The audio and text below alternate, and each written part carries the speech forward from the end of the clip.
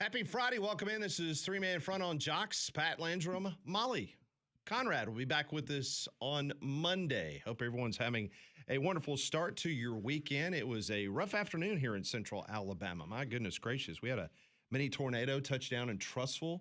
We had major hail damage. My vehicle got hit to hell and back. No pun intended. It was 2-inch size. Was it 2-inch? It was bad. It's the largest hail I've ever seen. Yeah. I mean, it was larger than golf balls. Man, when that stuff started hitting my house and hitting my car, I was like, oh, jeepers. Yeah, it was bad. So many of you out there And you're thankful you have insurance. Absolutely. And that I've got a roof by Abide Roofing. There you go. So, so many of you out there kind of picking up some pieces this morning. I hope everyone is doing well. It's supposed to be a really, really nice weekend. But, man. That tornado in Trussville, I saw the video of it, and Yeah. the lady walking out of the store because she heard, and It was bad. It was bad. It was really bad. I'm sorry I wasn't there to warn you, but I got it after the fact. I warned you before the last one. Yeah, I was very disappointed that Landrum, being my weather watcher in Homewood, did not let me know what was going on in Trussville. Yeah, I missed that one. I'm sorry, buddy, but I'm glad you're okay. Yeah. Any significant damage in Trussville, Center Point, all through that area? A lot of trees. There were some construction sites in Trussville that had the construction, I call them mobile homes, but you know what I'm talking about. Yeah, you got the temporary job trailer. Yeah, that's it. That was the word I was looking for. Those were thrown around.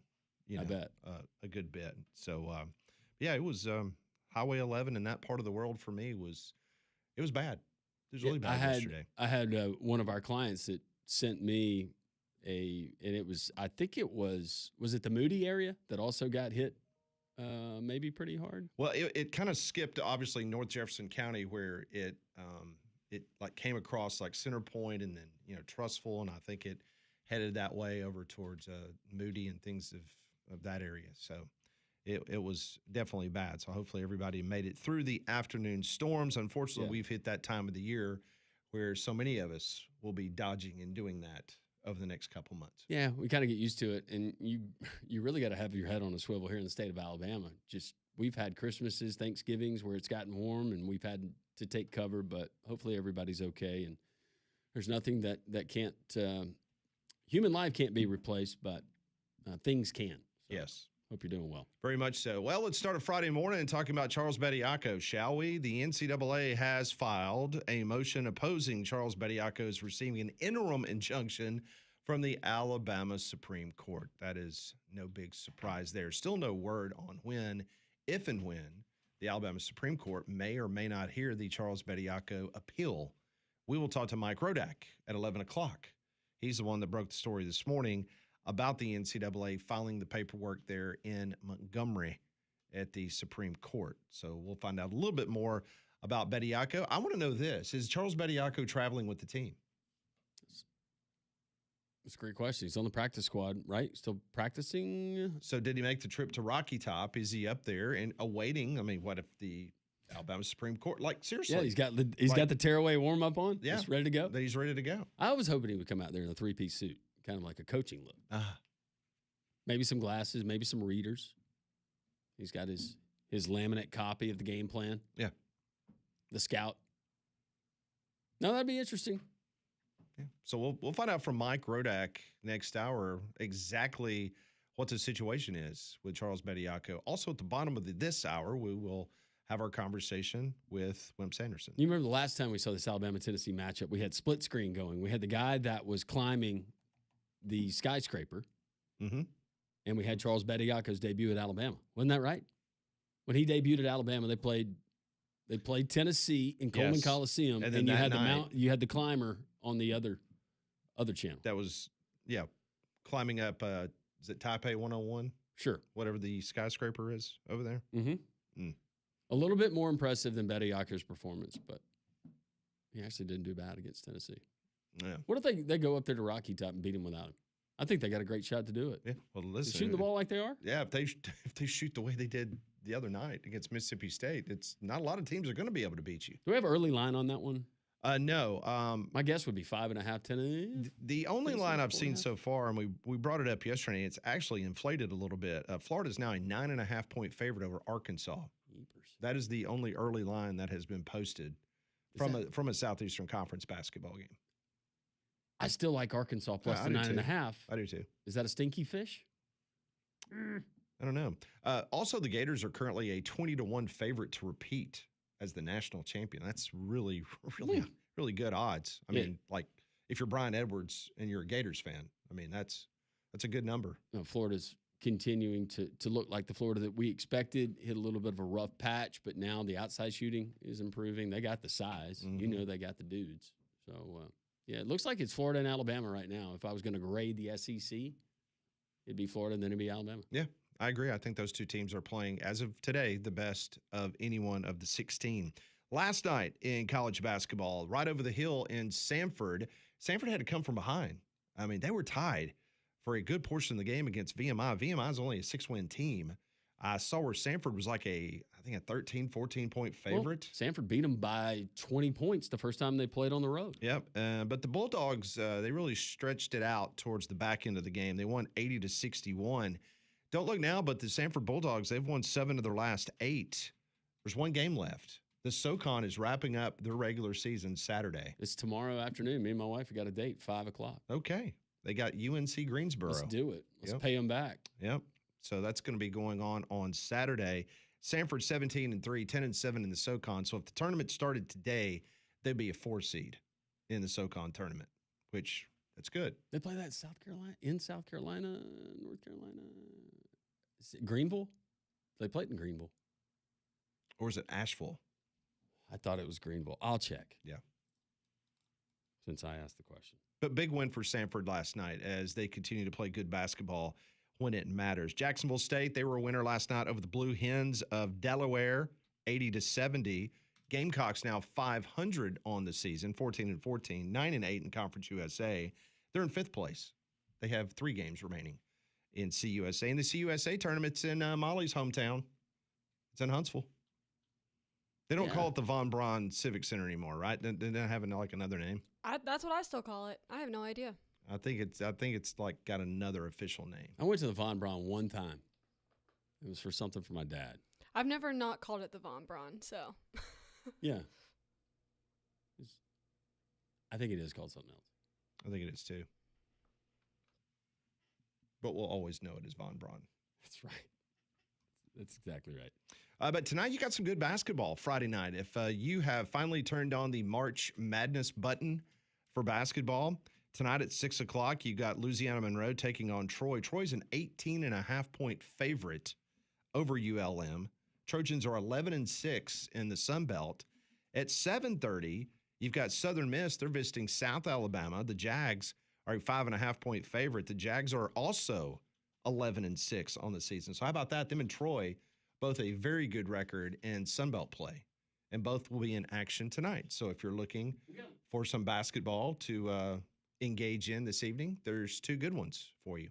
It's Asheville. You were correct on the SoCon. Okay. But no, I feel like this year we've got – it's not as top-heavy in the state as far as having some of those premier teams that have been leading their leagues throughout the conference season. But it seems like we got maybe more opportunities this year we've had in the past, just throughout the multitude of – and I guess when I look at conference races, teams that could go in and could win 3 games, potentially 4 games, which is tougher to do. But I think it's going to be a good postseason for the state. Depends on what Stephen Pearl and the Auburn Tigers decide to do.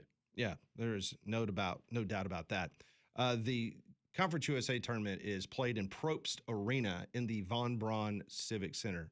So is that separate from Is that like Exact Tech Arena at the O'Connell Center? I think it's something like that. I honestly couldn't tell you. Somebody pumped some money in there. So it's the arena inside of the Coliseum. What is it called? Probst. Local drugstore. Oh. Mm-hmm. Okay. Yeah, it's called Probst Arena. That's where the tournament will be held. Asheville's a lovely place, I hear. It is. Very nice place. Get a lot of farm to table there. Beautiful mountains. Yes. Beautiful. Beautiful people. Great casino. I didn't know that. Yeah, Cherokee Casino. Oh, okay. Mm-hmm. My people. Well, from down the line. I understand. Okay. We mentioned Alabama. That will be a 5 o'clock tip-off against Tennessee tomorrow. Tennessee's won 5 straight in the series against Alabama. It's been since 2021 that Alabama has beaten a Tennessee Volunteer basketball team. It was December 29th of 2021. Isn't that crazy? That's hard to believe. It is crazy. And, of course, Tennessee won earlier this year and limited Alabama to only 6 3-pointers. It's kind of the recipe if you want to beat Alabama. Meanwhile, Auburn, you can hear right here on Jocks. That's a 7:30 tip-off against the Ole Miss Rebels. They beat the Rebels by 12 over in Oxford back in January. Keyshawn Hall had 19 points. Pettiford had 17. Keyshawn Murphy had 16. That was kind of the recipe for beating the Rebels. And I mentioned this yesterday. Ole Miss is 1-12 in quad 1 games. 2-6 overall on the road in the SEC for Ole Miss. Now, their 2 wins, they beat Georgia and Mississippi State. Not impressed with the second win, but going to Athens and getting a win when Georgia was playing good basketball. So just need to be ready. Need to be prepared. I think Auburn fans, if you've been watching this team, you're ready for anything. And unfortunately, it's been trending where it's more of the pessimistic side of things. And body language in the last game, I didn't think was good. Rocco Miller, when he joined the show, he agreed. Said it looked like a team with some guys that were ready to move on. Maybe some of them were already moved on. I don't know. Stephen Pearl took the blame for the loss at Oklahoma. But if you can't hold serve against that Ole Miss team at Neville Arena, LSU, who's going to be coming in, what else to tell you? No, I agree, 100%. Last night, there was a really good game in West Lafayette, Indiana. For the first time since 2014, Michigan State beats Purdue inside Mackey Arena. Braden Smith's last-second three-point shot missed at the buzzer. The 13th-ranked Spartans, they beat number 8 Purdue. It was a great battle. It was a really good basketball game between these two teams. Huge for Michigan State's chances to get on that 3 line with that victory that they had last night. First time in 6 seasons that Purdue has now lost 4 games inside that arena during a season. It's been a really tough place for teams to go play, but Tom Izzo and the Spartans took care of business last night, so that was a huge win. Huge win in the Big Ten, huge win for them to get on that 3 line. So that was the big marquee game in the national college basketball landscape last night. Purdue, that arena reminds me of Oklahoma's that they have now and kind of the Tad Pad. How old is that thing? Do you know? It's been around for a good bit. Yeah. It was there when Katie was there. Oh, yeah. Big time. So it's cool, though. When I think about Big Ten arenas, I think about that's the one I think about. You know, when I think of Big Ten arenas, no lie, I think of the barn up in Minneapolis. Okay, that's another one. They have the coat check when you go in. Did you know that? I did not know that, but that arena was one of the first ones. I mean, I know Memorial up in Nashville is different because obviously the benches are on the end lines, but there in Minneapolis, you've got the benches are below court level. That was like one of the first ones that ever did that. Yeah. Of course, you see that a lot of times. You see it in tournament play. Correct. Final Four. Yeah. These venues where they have to set it up, they have the elevated surface. But that was one of the first ones, and that building is old too, real old. Going back to the days, the coaches that were there, of course, Pitino Jr., Clem Haskins. Minnesota never been able to figure out why that program has not been able to excel in basketball. They have not been the same since Dave Winfield did not play for them. There you go. Well, flu season is here, so make your home healthier with Trane's Clean Effects Home Air Cleaner. It removes up to 99.9% of airborne particles, including those that cause virus. It's 100 times more effective than standard air filters and 8 times more effective than HEPA room filters. So go and find a dealer near you at Trane.com. When we come back on Three-Man Front, the President of the United States, he has made a clarion call to some big names to come to Washington, D.C. next week, including Coach Nick Saban. We'll give you the whole list of folks that are going to be in attendance and what they hope to get done next week. That's all straight ahead here on Three-Man Front.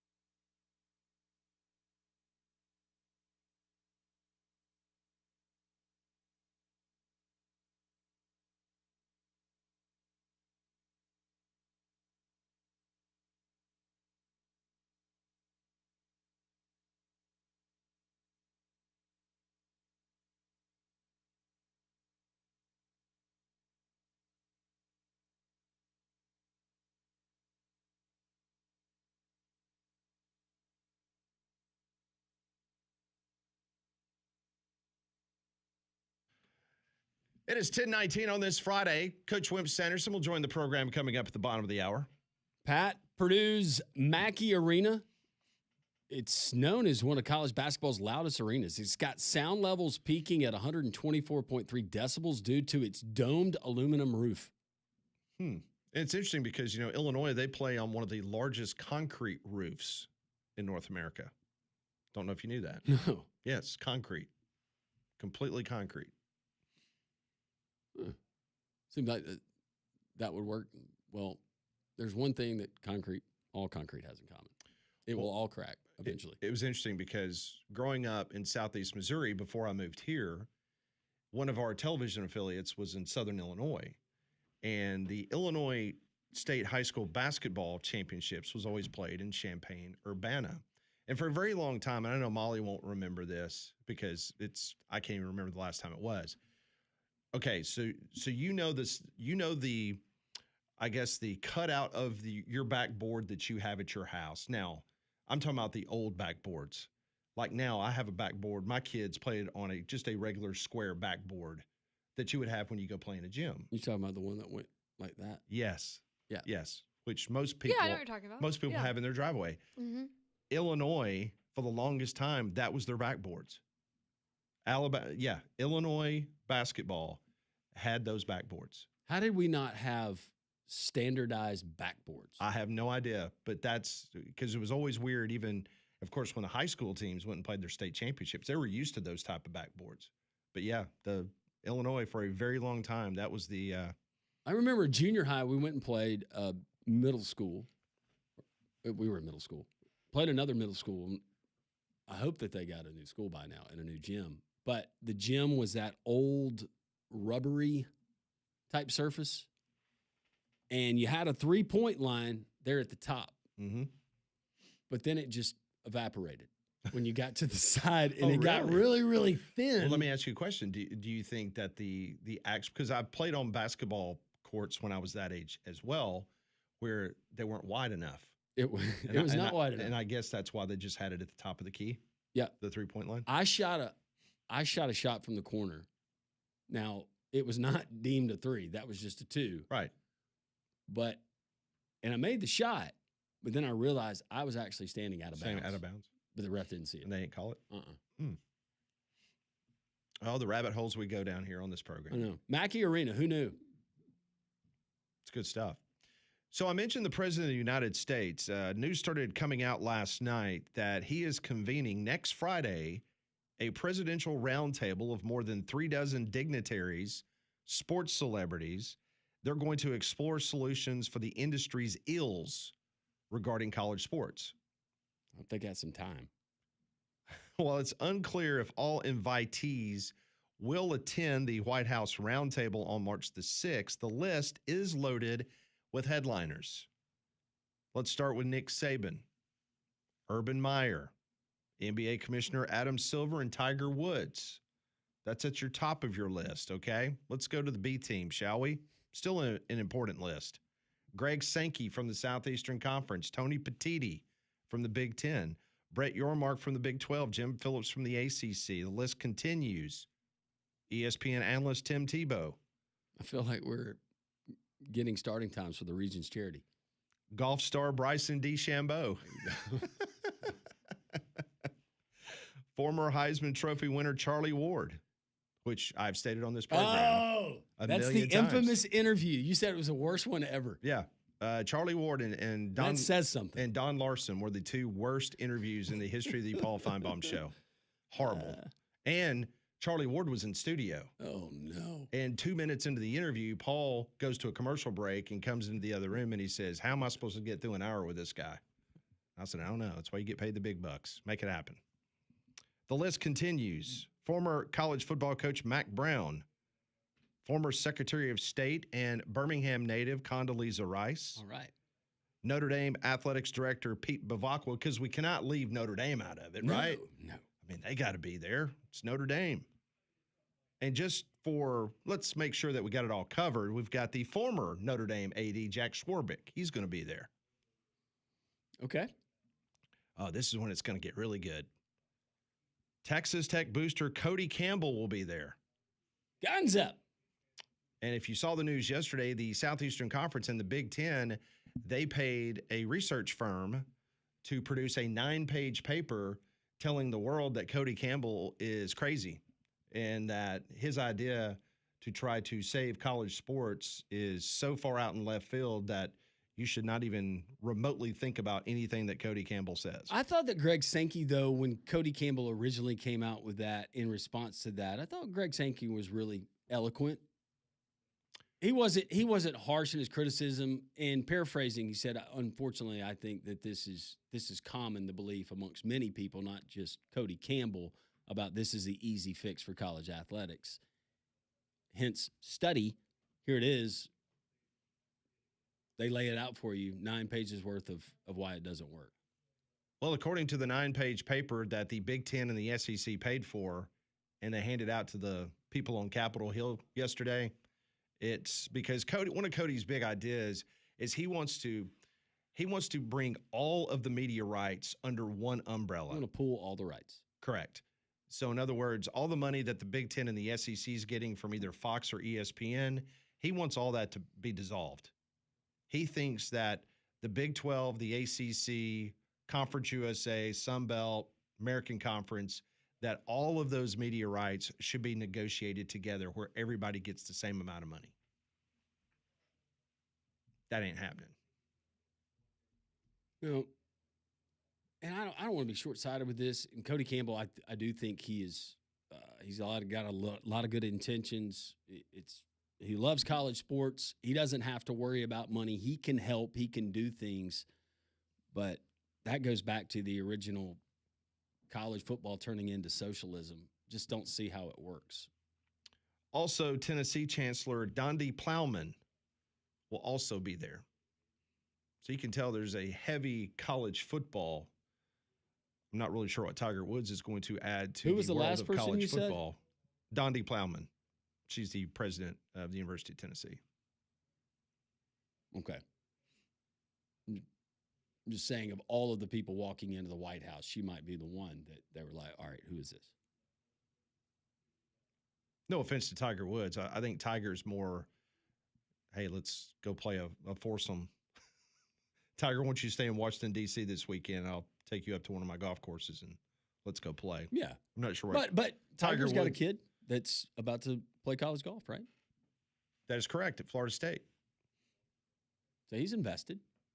So it will be interesting. All these names that I mentioned, none of them might show up. All of them might show up. Half of them might show up. But to see who actually attends and if there's anything that actually happens, anything substantive comes out of this meeting. Going back to the golf foursome, and I said Mac Brown should have been there. If I'm Mac Brown, I'm asking President Trump. It's your club. You couldn't bend the rules and get a fivesome that day. If you can't get Nick Saban to be the czar of college football, I vote for Condoleezza Rice. Yeah. She knows football. Mm-hmm. Do you know she was on the college football playoff committee? Wasn't she one of the original? Was she on there with Arch Manning? May have been. Archie Manning. Archie. See. It's all right. I know what you meant. You've arrived, Arch. Yeah. Now, as instead of saying your grandfather's name, I say your name. As a 9-year-old, he was on the college football playoff committee. That's right. So, yes. So, President Trump has called out to all those folks to come to Washington, D.C. You think he serves McDonald's to that crew? I think it's going to be a little bit higher brow than that. A little bit different for the hockey players. You see when he brings out the filet-o fish to Nick Saban? You know, there's one name on here that was not, and that's Hunter Yurachek. Why wasn't he invited? Was General Clark's going to be there, right? I did not see his name. Oh, no. He could be there. Like I said, these are the list of names that I was given. Okay. No, General Clark. Mark Cuban. No. Didn't see his name on the list. Going to be there. I think there's probably a reason why Mark Cuban's not there. Yeah. Don't know how many checks he wrote to Republicans that ran for office in this last cycle. No, if he donated to something red, it was IU. Yeah, it definitely was not a red state. He's got plenty of money. Yeah, he certainly does. Coming up next on Three Man Front, we'll talk to Coach Wimp Sanderson, brought to you each and every week by Craneworks. Next hour, Mike Rodak from Bama 247. We're off and running on this Friday. Hope you'll stay tuned on this exciting Friday on Three Man Front.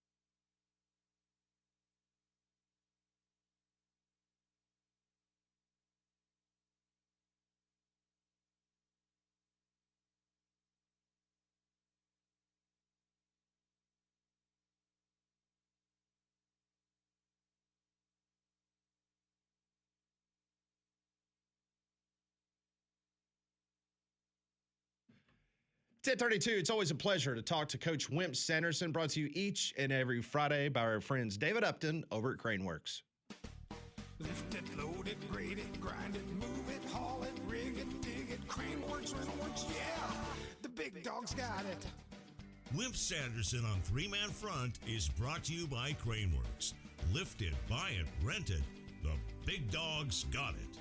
And now, Wimp Sanderson.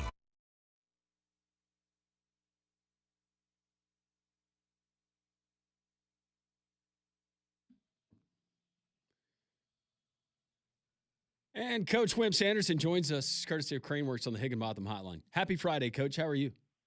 I'm doing good. I'm going to go fast because y'all cut me off pretty quick. I want to say this before I talk about basketball.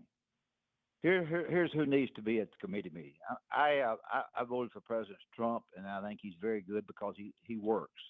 You either like him or you don't like him. That's okay, but he does work. The people that need to be on this committee would be the four people from the Big Four, the four right, the commissioners. Right. There would need to be two people. There would be 2 or 3 people from the lower divisions that lose their players to the top divisions. Mm-hmm. There'd be 2 or 3 people from the lower divisions. There would need to be Nick Saban, and that'd be enough. And then there would need to be let's see, and there would need to be 2 political people that are in Congress, that if things are decided, they're sports people, Now they have pull. They know what's going on. They studied for it, somebody like that, and have them at the meeting so if we could get something done, the political people will understand it because the politicians were there. That's all that needs. Tiger Woods doesn't need to be there. He just needs to keep dating whoever he's dating. We don't need DeChambeau. I agree with you, Coach. I Yeah, agree. DeChambeau needs to take a hike. He's good. He's a great golfer. We're not talking about golf, but those kinds of things before the top four, below the top four, people that need losing their players. People that the commissioners will have an idea what the transfer portal, what the problems are there. Two political people that can do things. I think Nick Saban does need to be there because he's very smart. But those we don't need a bunch of goobers there because of their names. And the one thing I don't want the president to do is to make it a deal where he makes everybody happy. This ain't no making everybody happy deal. This is trying to get the thing straight because when you're given $15 a month and 5 years to play 4, and you turn around to get all the money you can get, and you can play anytime you want to as long as you got a good lawyer, that ain't no good. That's no good. So I'll say that very quickly, and y'all can agree, disagree, whatever you want to say. Don't matter. I mean, people can call in and say that they disagree. Who cares? I don't care what you say. So anyway, Coach, where would you start? So if you got invited and came to you, everybody introduces himself. President Trump comes to you and he says, Coach Sanderson, where do we start? What is the first step in getting college athletics back where it's not upside down? Well, we need to get the agents out of there. Now, I don't know how you do that. We need to get some of the lawyers out of there. We need to make once we make the rules, we need the rules to be made such as you get punished really bad. Your coach loses, can't coach 6 games. Your team this, your team that. But you have something that really holds some water, and that makes it difficult it makes you wonder if you're trying to break a rule, like some people are doing, calling guys that's in school and seeing if they're interested in another school, which is no good. So we've gotten ourselves in a real bind. The transfer portal is a mess. So I would say that I don't know if I'm answering your question right or not, but I would just do that and find out where we are and what we need to do. Now it's not going to do any good unless we can get some real bearings on it to where it's a penalty. Here's the penalty that we need to set if people are going. The transfer portal is brutal. 5 years to play 4 is fine. That's what you need to do. It's always been that way, and $15 a month probably wasn't enough. I won't argue that. Maybe it should deserve more than $15 a month. Anyway, that's my feeling. All right, basketball is what I need to speak on because I tried to be a basketball coach at one time. You did it really, really well. Stop it. We've got the 8 games. Alabama has lost to Tennessee. I am not one that talks very little about injuries and stuff, but I do think that Alabama could have won the last game had the 2 kids not been injured. I studied the game a lot, and I looked at it, and I felt like Alabama had a chance to win the game. I think Alabama has a decent chance to win the basketball game at Tennessee. It will not be easy. I have no idea what the line is. But I think they have a shot at it. They shoot the basketball now, not because they shot the basketball well against Mississippi State. You and I, all of us could have shot the basketball. Mississippi State didn't guard anybody, but because I think Alabama is very talented when they shoot the basketball well. Tennessee's not going to shoot that much from the 3.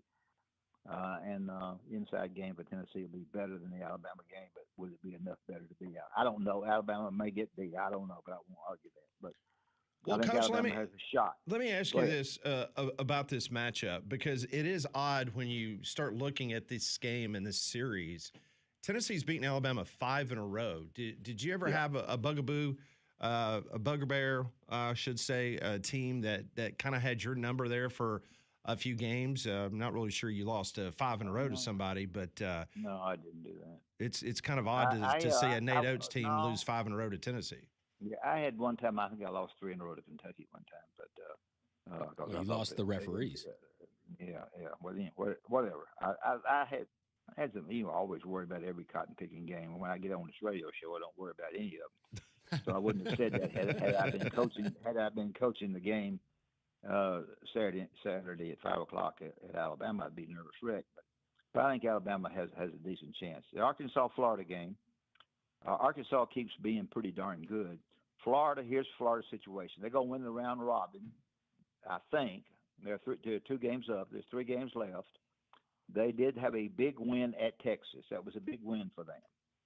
They've got Arkansas coming. They've got Mississippi State coming.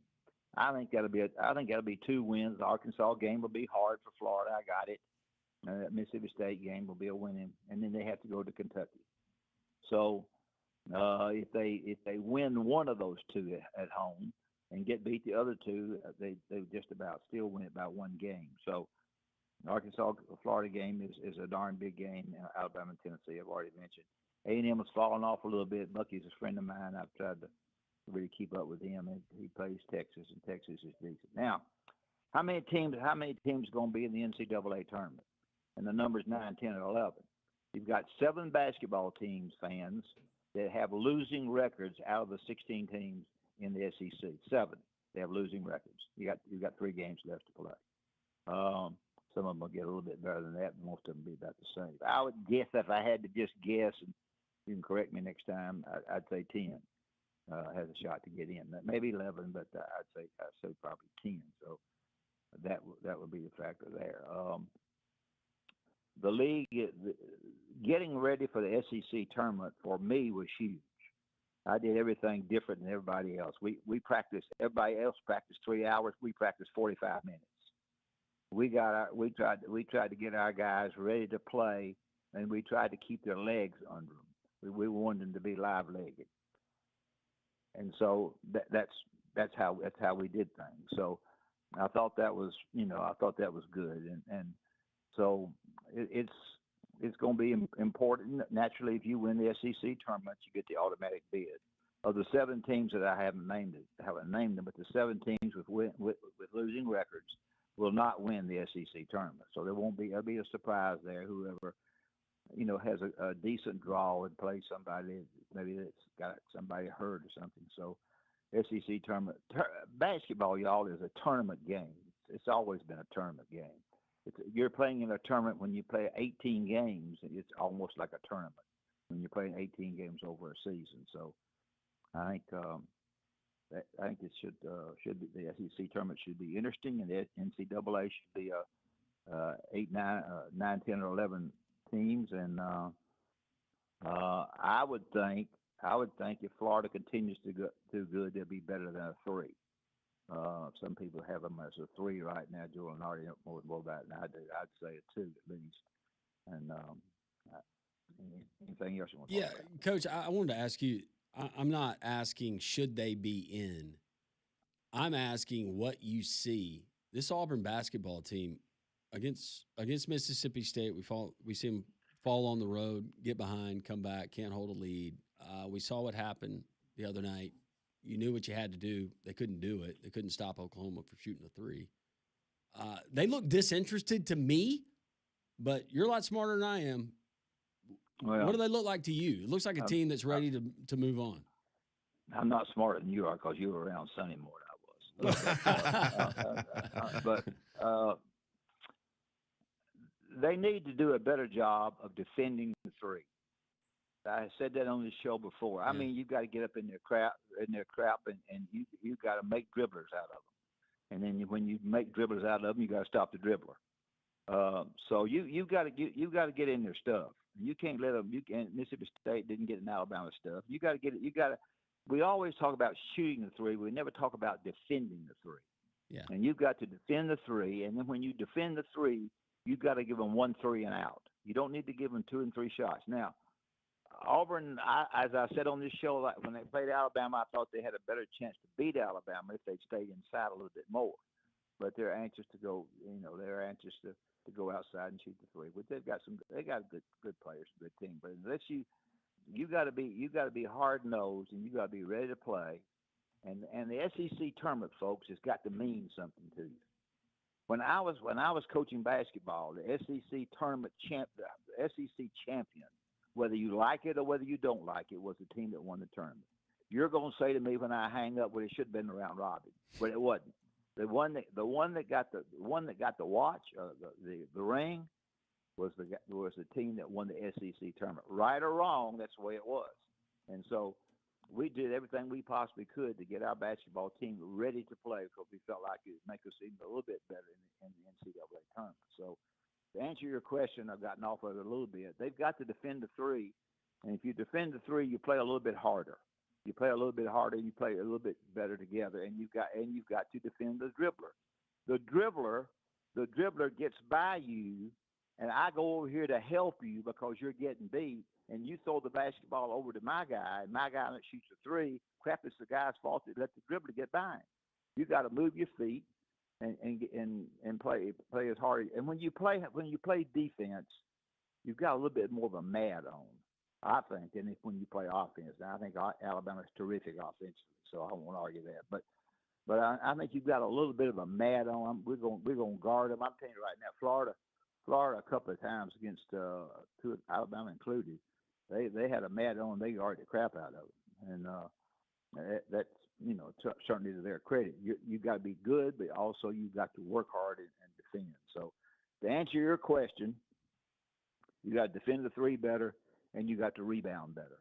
And if you can rebound and cut down the number of shots they get at each possession, and you get 2 and 3, everybody listen to this show. I listen to guys do the radio show, and when they talk about do the game on television, and the people, the grandmothers and granddaddies in the audience, they are listening to them. They don't understand what these guys are talking about. It's too complicated.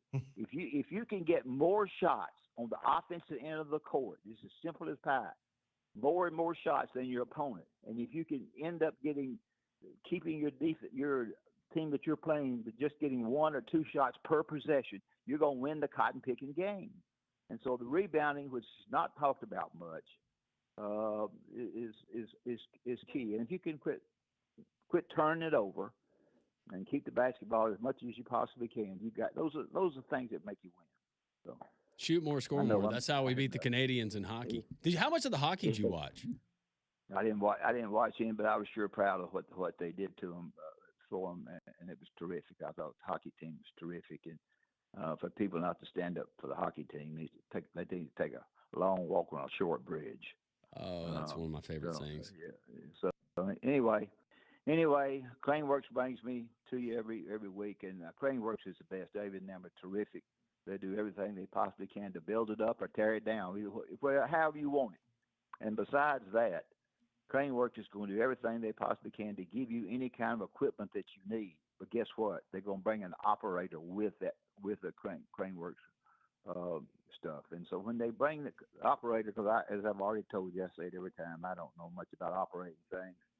But I learned a lot from them because I did an ad for them at one time. So Craneworks is the best. I enjoy being on you guys' show, and I will talk to you next week. Thanks, Coach. Thank Always you, Coach. a pleasure. Thank you. Appreciate it. Thank you. Thank you so much. That's Coach Wimp Sanderson, brought to you each and every week by Craneworks. He joined us on the Higginbotham Hotline. Higginbotham is your one-source solution for insurance, financial, and HR services. Well, Coach just told us about the SEC tournament, how many he believes get in from the conference. We'll discuss it, see if you agree next on 3-Man Front.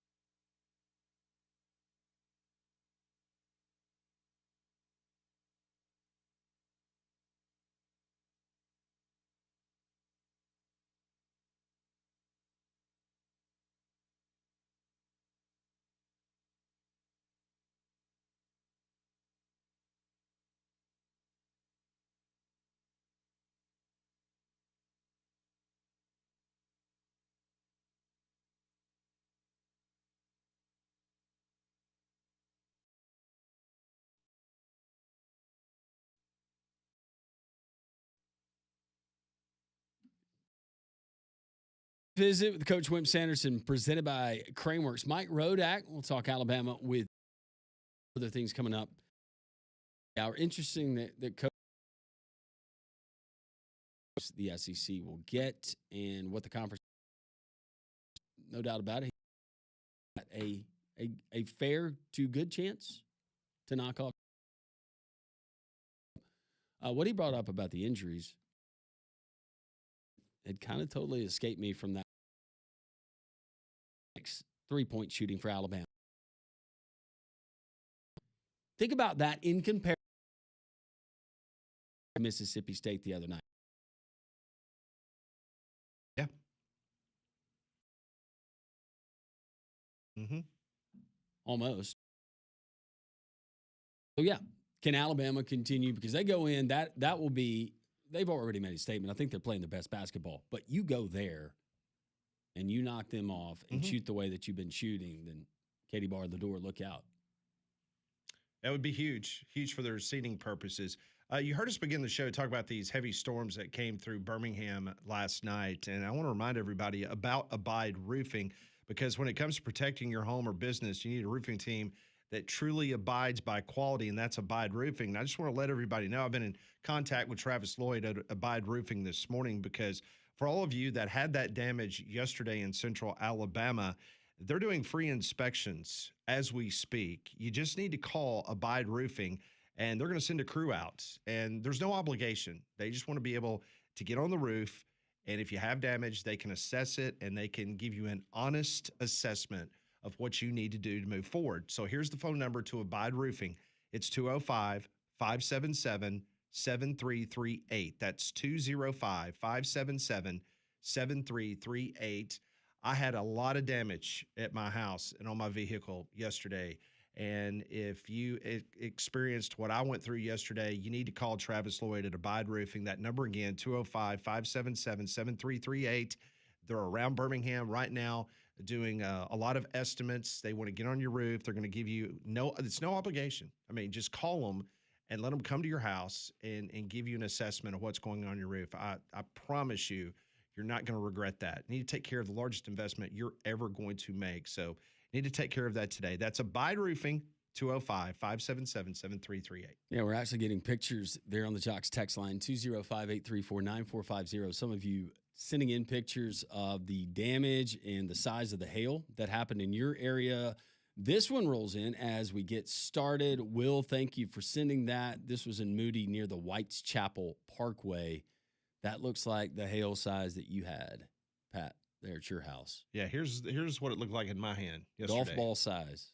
Yeah. That's rough. Thank you for that text. People reinforcing Probst Arena at the VBC, the Von Braun Center. Sam reminds us when Alabama and Tennessee played Tuscaloosa earlier in the year, Aiden Holloway and Amari Allen both missed the game. Thank you. Going back to college football, Cody Campbell's idea of pooling all the media rights together. This one reads, you're exactly right, Landrum. It feels like socialism. I like my SEC commentators, contrary to what some think. Interesting.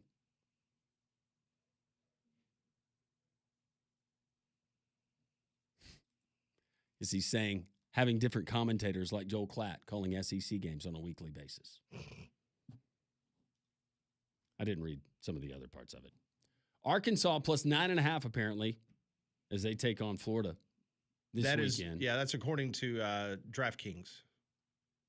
Tate asked, did Coach tell Conrad to take a long walk on a short pier? He did not, but he would. Here's a good picture from Howie. Howie, hope you're doing well this morning. And Conrad Van Chaos, I think it will take a surprise tournament winner. Then they could still possibly take a team like Auburn's spot. I see the number at 9. Mike Rodak is next.